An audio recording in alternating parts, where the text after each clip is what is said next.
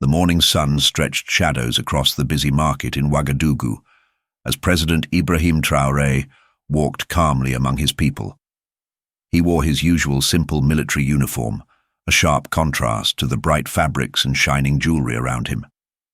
The air was full of life, vendors bargaining, grain being ground, and children laughing as they weaved between stalls. Ibrahim stopped often to greet the older sellers. His warm smile lit up their tired faces as they responded with blessings in local languages. This was his tradition, leaving the formalities of the palace behind to stay connected to the soul of Burkina Faso. Suddenly, a sleek black Mercedes pulled up. The glossy car mirrored the colorful chaos of the market. From it stepped Madame Celestine Ouedraogo, dressed head to toe in French designer fashion. Her diamonds caught the sunlight as she looked around with clear disgust. She clutched her luxury purse tightly while her driver kept the engine running. The crowd instinctively stepped aside. Many recognized her, the heiress of a mining empire that had grown rich during colonial times. Her cold eyes locked on Ibrahim, with open contempt. "So this is how our president spends his time," she said loudly, her tone dripping with mockery. Before anyone could react, she bent down, grabbed a handful of mud from a puddle, and threw it straight at Ibrahim's chest. Gasps echoed through the market as the wet dirt hit his uniform. Women covered their mouths in disbelief. Ibrahim didn't move. Mud dripped slowly from his jacket. He looked at her, not with anger, but with a calm stillness that made everyone around uneasy. The only sounds left were the soft purr of the Mercedes and her sharp breathing.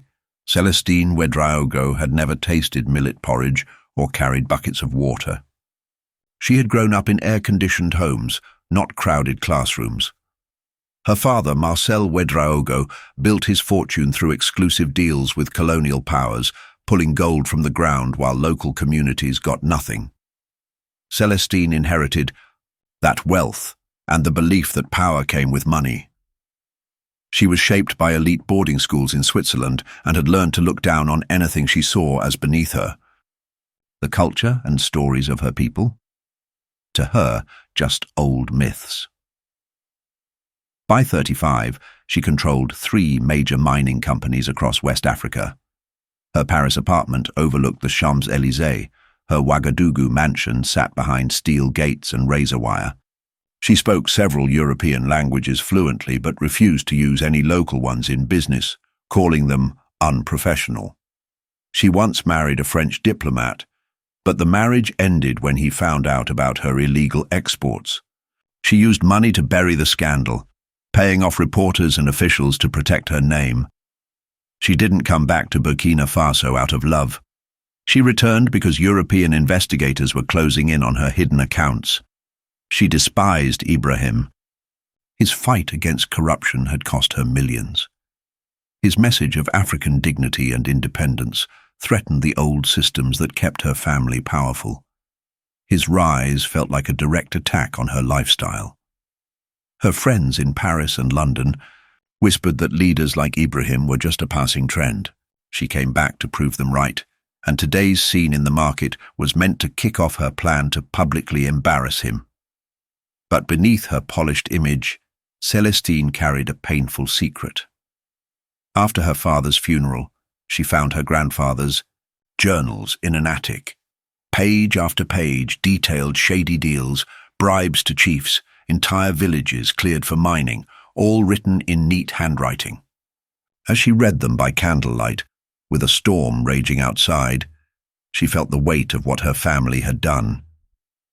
Guilt followed her into sleepless nights. She drank alone, staring at photos of children whose futures her family had stolen.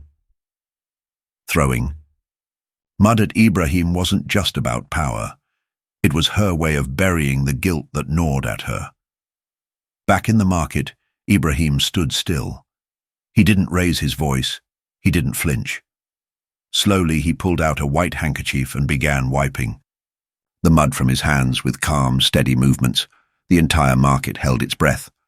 No one moved, no one spoke. All eyes were on him. His military training had taught him that real strength isn't in shouting, it's in knowing when not to. He folded the dirty cloth, put it back in his pocket, and stood tall, carrying not just the dignity of his office, but the quiet strength of generations who had faced much worse and still held their heads high. Then he looked at her and said, "Madame Ouedraogo," Ibrahim finally said, his voice firm but calm, echoing across the silent marketplace. There was no anger, no sarcasm, only clarity. "The mud you threw? It's the same earth that feeds our people, the same soil our ancestors fought and died for." He pointed to the ground, now marked with splashes of muddy water. "You see it as filth. I see it as the very foundation of what we're trying to protect." There was power in his voice, not loud, but steady, the kind that comes from surviving coups, foreign pressure, and personal threats. The crowd leaned in. What started as an attack was turning into something much more. Even Celestine, for all her pride, couldn't look away. Ibrahim turned to the people around him, the farmers, the mothers holding children, the young vendors, the elderly leaning on sticks. These were his people, and they were all watching. "We are building a new Burkina Faso," he said, "where the land's wealth serves those who work it, not those who sit behind glass walls and count the profits." He faced Celestine again, unshaken. "Your mud can't stain what we believe in, madame, because what we're building goes deeper than your hatred or your fear." A quiet wave of agreement moved through the crowd. People started nodding. Ibrahim's calm had turned what could have been a moment of humiliation into a show of strength and leadership. The marketplace buzzed with whispers. People couldn't believe what they had just witnessed. Mama Fatou, a vegetable vendor who had seen her share of hard times, pulled her shawl tighter and shook her head. "This woman has no shame," she muttered. Young men selling cigarettes and phone cards stepped closer, anger showing on their faces. Even the children had gone quiet, picking up on the tension without understanding its cause. Papa Burma, the respected elder of the market, stroked his beard as he watched the standoff, measuring the moment's weight in silence. A group of university students nearby had stopped their breakfast and were now speaking passionately. Words like colonialism, dignity, and justice floated in the air. "She thinks money makes her better than our president," one young woman said, sharply, her braids swinging as she spoke. People began leaving their stalls, drawn by what was unfolding. Customers were forgotten. Women let out ululations, high, rhythmic cries used in moments of celebration and protest. Their voices stirred something deep in the crowd: pride, memory, defiance. Even Celestine's driver shifted uneasily in his seat. He could feel the atmosphere thickening with danger. The mood had changed. It wasn't just about a public insult anymore. It was about something deeper: identity, respect, and the long history of being ignored and exploited. Some in the crowd began shouting, demanding action. Others called for calm, urging everyone to follow Ibrahim's example. What had been a normal market day had turned into something political, something raw. Young mothers pulled their children closer, but also edged forward, unable to turn away. In the middle of this storm of emotion, Celestine felt something shift inside her. It was a feeling she'd buried under years of luxury, wine, and distraction. The stares around her weren't just angry, they were hurt. And they reminded her of the one person in her family who had ever told her the truth: her grandmother, Mama Aminata. On her deathbed, the old woman had looked her in the eye and said, "One day, child, you will have to choose between your money and your soul." Celestine had laughed off those words back then, calling them old-fashioned nonsense. But now, in this moment, they came crashing back, clearer than ever. She looked at the mud on Ibrahim's uniform and realized it wasn't an insult. It was a mirror. And what she saw reflected back was someone she didn't want to be anymore. For the first time, she saw the people around her not as a crowd, but as individuals. Mothers like the nanny who had raised her, young men like her cousins, son who had stopped speaking to her after she shut down the village school. Her hands began to shake. Her attack hadn't just been about Ibrahim. It was an attack on all the people who believed in something better. And now, surrounded by those same people, she finally understood the weight of what her family, and she, had done. The wealth, the power, the polished image, it had all come at their expense. The children watching her were the same age as those whose homes her mining operations had destroyed. Ibrahim's grace in this moment only deepened the contrast. He stood tall, humble, and unbothered, while she stood exposed. This wasn't just politics anymore. This was truth. This moment wasn't about politics anymore, or power, or business. It was about the kind of person Celestine had chosen to be, and now something unthinkable was beginning to stir in her heart, a shift she never thought possible. A quiet transformation, set in motion by the very mud she had thrown in rage. Her hands trembled harder. Then, from the edge of the crowd, an elderly woman stepped forward. She moved slowly but with purpose. Her face carried the traditional scar, marks of the Mossi people. Her colourful wrapper whispered against the ground as she walked, and the crowd instinctively parted to let her through. Everyone felt it. This was no ordinary moment. Mama Salamata stopped in front of Celestine. Her eyes, sharp, sad and knowing, met Celestine's with a force that made the younger woman freeze. In that gaze, Celestine saw something she hadn't allowed herself to remember in years. "Celestine," the old woman said gently, her voice clear and steady. "Child of my heart." The crowd stood silent. Some bowed their heads. They could feel it. This was sacred. Celestine's legs nearly gave out. She recognized her. This was the woman who had once worked in her childhood home, the kind cook who used to sneak her treats and tell her stories about her ancestors, before her father replaced all the local staff with polished French servants. "You've forgotten who you are, little one," Mama Salamata continued. She reached into a worn cloth bag and carefully unwrapped a small wooden item, a carved mask, faded but familiar. Celestine gasped. She remembered it clearly. She used to hold it in her small hands while listening to Mama Salamata's bedtime tales in the kitchen. "Your great-grandfather," the old woman said, "before the French, came before the mines. He was a healer. He cared for the people. He asked for nothing in return." Each word struck Celestine like a blow. Her carefully built identity, her pride, her arrogance, began to crumble.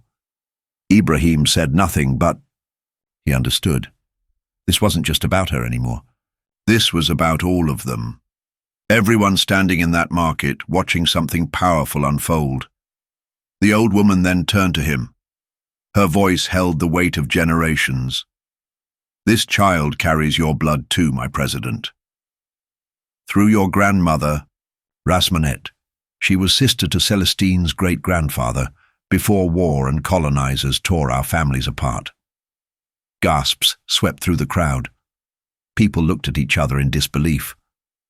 The woman who had just thrown mud at their president was his cousin.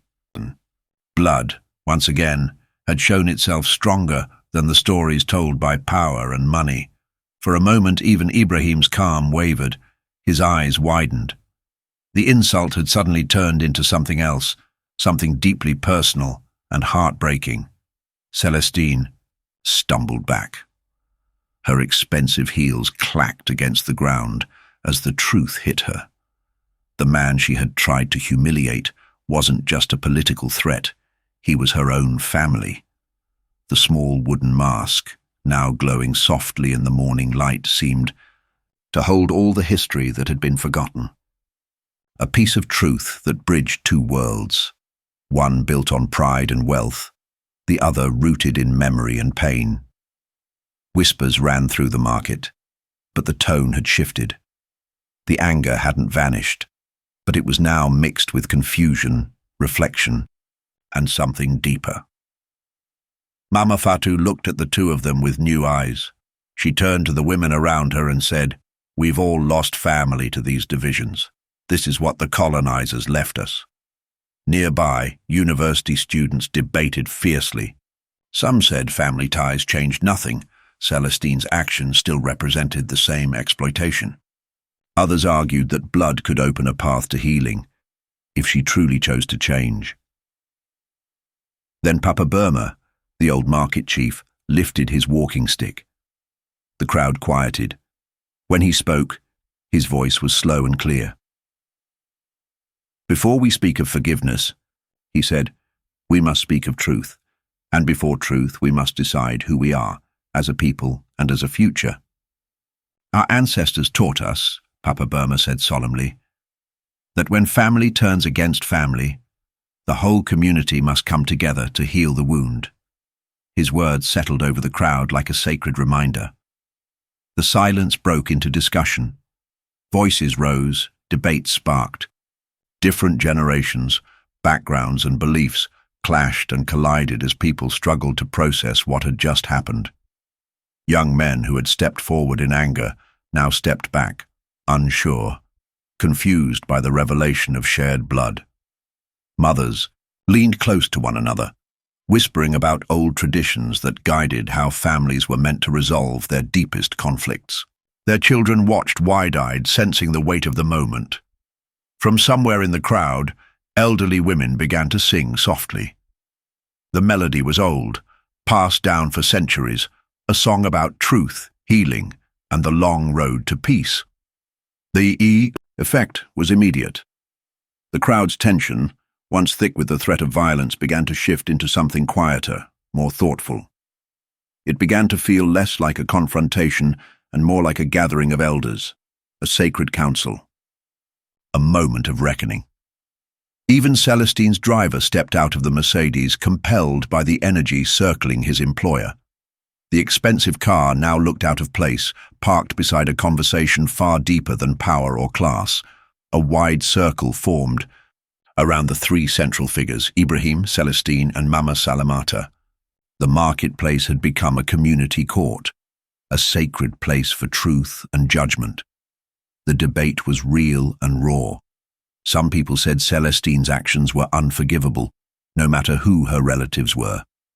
Others said that if blood still bound them, then there was a chance, maybe even a duty, to begin again.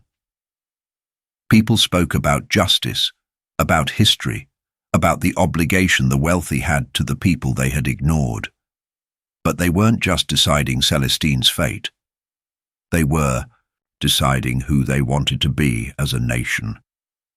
As voices filled the air, the morning sun rose higher, casting long rays over the gathered faces. What began as a mudslinging insult had become one of the most important conversations the community had ever witnessed. And in the center of it all, Celestine felt her carefully built identity, her pride, her persona, collapse like a wall of sand against the tide. The small wooden mask in Mama Salamata's hands seemed to hum with energy. It called to something deep inside her, something she had buried under luxury, language, and the belief that she was above her people. Her diamonds felt like shackles, her designer dress like a disguise. She looked up and saw not strangers but kin, her people, her roots, and she finally understood. Every mining contract, every forced eviction, every poisoned river had hurt not just others, but her own blood, her own people. Tears streamed down her face, washing away years of excuses and carefully rehearsed justifications.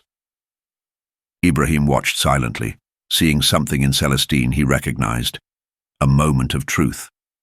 The same kind of spiritual reckoning that had once shaped his own decision to live for the people, not above them. The crowd grew quiet again. Celestine's sobs broke through the silence, raw and real. And for the first time, even her harshest critics felt something shift. Her pain wasn't a performance, it was a breaking open. Mama Salamata stepped forward and placed her hands gently on Celestine's shoulders. "The ancestors are calling you home, child," she said softly. Those words struck like lightning in the heart. Celestine's expensive handbag slipped from her hand, landing forgotten in the dust. She dropped to her knees. Her hands touched the ground, the same ground she had once thrown in anger. Now she gave it her tears instead. The mask of wealth and pride fell away completely. What was left was a woman, no longer unreachable, no longer proud, a woman stripped to the core. And in that space, something new could begin. Her lips trembled, her voice cracked. And then, with difficulty, she spoke her first words in Moor, the language she hadn't used in over 20 years. It was an apology, not just to the president, not just to Mama Salamata, but to the people, to the land, to the ancestors. The crowd stood stunned. They had just witnessed something no one expected. Not a punishment, not a political speech, but a transformation. One of their most powerful oppressors had become one of their most vulnerable, and somehow that was even more powerful than punishment. Ibrahim felt his heart soften. He knew what it took to face your shame in front of your people. That was not weakness. It was the first sign of real strength. The golden sunlight bathed the square in a warm, quiet glow, and everyone knew they had not just witnessed a moment, they had witnessed a return. This wasn't just personal transformation, it was a spiritual awakening, the kind that doesn't just change a person, but has the power to reshape families, communities, and even entire nations. Still kneeling in the dust of the marketplace, Celestine reached into her fallen purse. Her hands were shaking. Slowly, she pulled out her phone and began scrolling through contacts. The crowd watched in stunned silence. She made call after call, her voice low but firm, trembling at first, then growing steadier with every word. "Cancel the eviction for Gorsi village," she told her lawyers. No hesitation. They pushed back. She shut them down. "Stop all mining operations that don't have full community consent," she ordered next.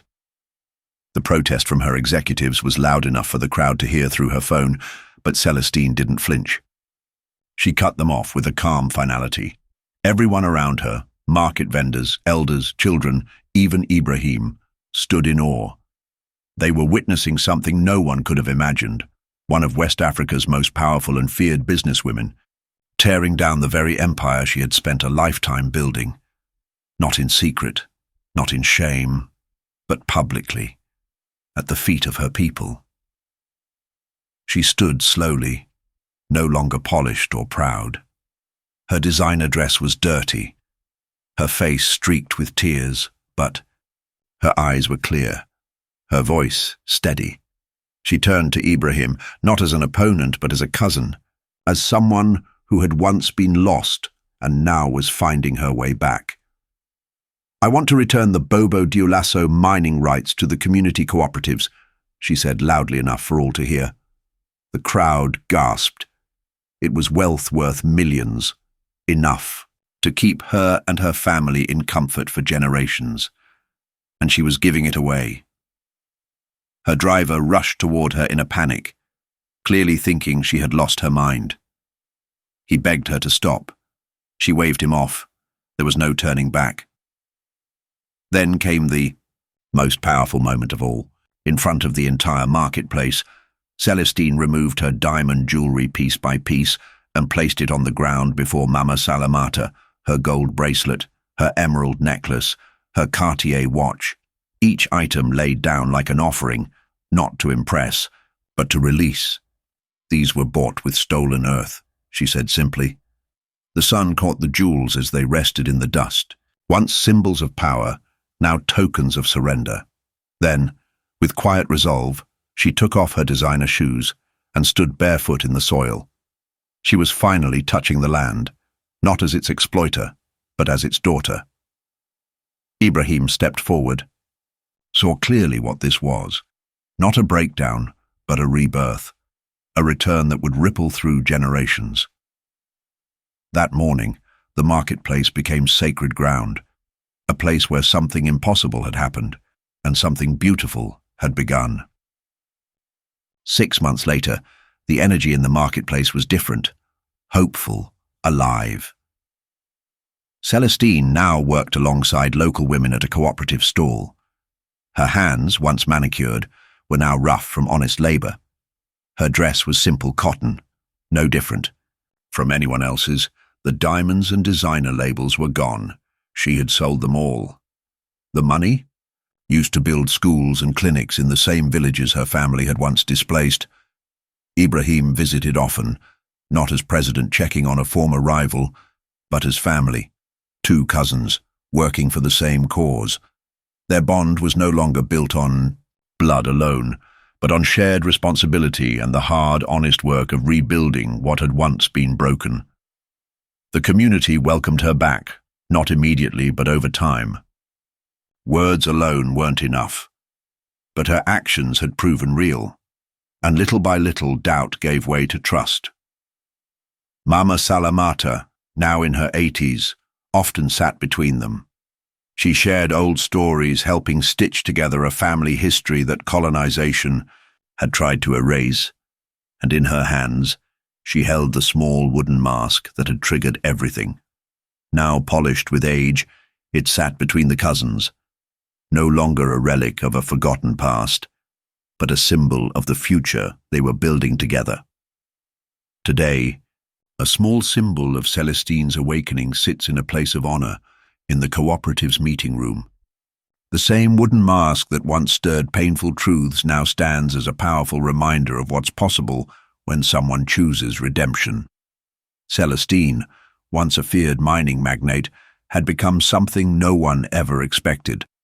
A respected community organizer. She used her sharp business mind and international experience not to exploit, but to empower. Her fluency in French and English, once seen as marks of colonial privilege, now served as tools to connect rural producers directly with fair trade buyers in Europe and the US. The same tough negotiation skills that once drove families from Bai, their homes were now securing fair prices for local farmers and artisans. People who never dreamed their handmade goods could reach global markets. Ibrahim watched his cousin with quiet pride. Her transformation wasn't just inspiring. It was critical. Her drive and intelligence now served the very revolution he had started. Political change needed economic strength to last. And Celestine was building that strength. Village by village, the black Mercedes was gone. In its place, a simple motorcycle that she rode from town to town, teaching basic accounting, cooperative leadership, and how to avoid exploitation. Her journey had sparked something bigger. Other wealthy elites across Burkina Faso and beyond began to question their own roles in the cycle of inequality. What happened that day in the marketplace had become legend, retold, in schools, in family homes, in village meetings, not just as a tale of public shame, but as proof that even those with the hardest hearts could be changed by truth, tradition, and love. Children who saw it unfold grew up believing in something powerful, that enemies can become family, and that true wealth comes not from what you take, but from what you give back. Celestine's story spread far beyond Burkina Faso. Across Africa, it inspired a new generation to rethink what success looks like, not as separation from one's roots, but as service to one's people. Her past had been washed clean, not by forgetting it, but by facing it, owning it, and building something better from its lessons. The mud she once threw at Ibrahim, long forgotten. In its place, crops, schools, jobs, clinics, and a future planted firmly in African soil. Together, the 2 cousins had created a new model, one that honored traditional wisdom while embracing progress. one that proved reconciliation was not weakness but strength. As the sun set over the same marketplace where it all began, Ibrahim and Celestine sat together, planning the next day's work.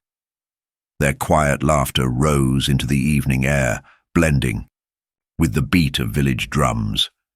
It was more than a family reunion.